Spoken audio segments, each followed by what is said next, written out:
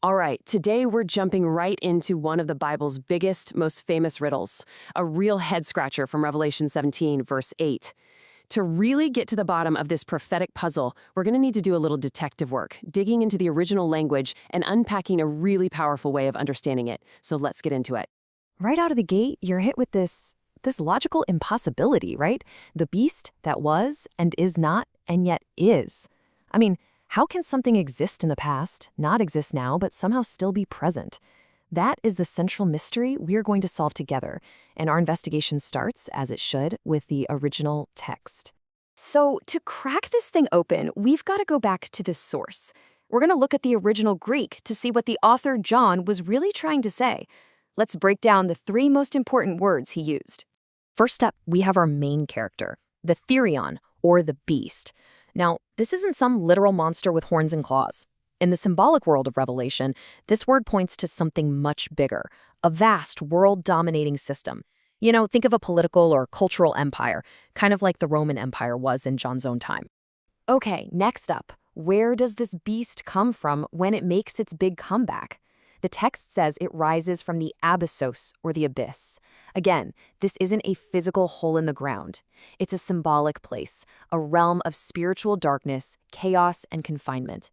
It's sort of the prison for this rebellious system before it gets one last, brief moment on the world stage. And finally, we have the beast's ultimate destination, a polleia, which translates to perdition or destruction. This word is incredibly final. It points to a complete, irreversible state of ruin.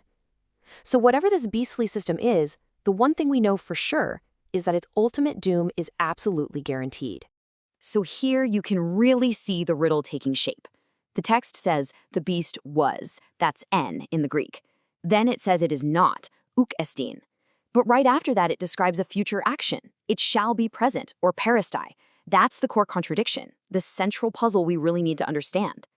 Okay, so we've looked at the original words on the page. Now let's pivot to the so what. What does this bizarre sequence of was, is not, and shall be present actually mean in the grand scheme of things? And here's where it all starts to click.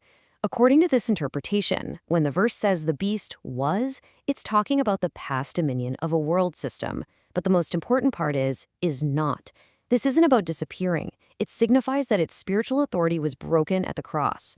The shall ascend part, that's its brief, deceptive comeback. And go into perdition, well, that's its final, unavoidable end. So let's really hammer this point home, because it's the key to the whole thing. When the text says the beast is not, it doesn't mean that these kinds of oppressive world systems just vanished off the face of the earth. It's describing a spiritual reality. The idea here is that the beast's ultimate authority, its spiritual right to rule and dominate, was totally disarmed and broken at the crucifixion of Jesus. Now let's zoom out for a second, because the defeat of this beast isn't just some isolated weird event in an apocalyptic book. No, it actually connects back to one of the most fundamental themes in the entire Bible: what humanity was made for in the first place. You have to go all the way back to the first page, to Genesis, where humanity is given this mandate to have dominion, to rule the earth, not as tyrants, but as God's representatives.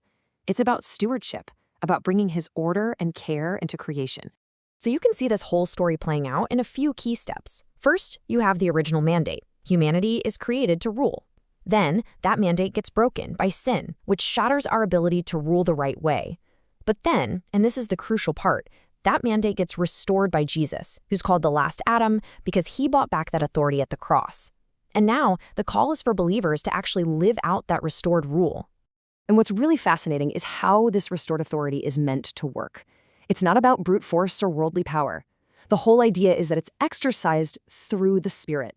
The goal is to get back to that original plan of stewardship, of being kings and priests who reflect God's good rule on earth, instead of just selfishly dominating everything. And this brings us right back where we started, to that incredible paradox.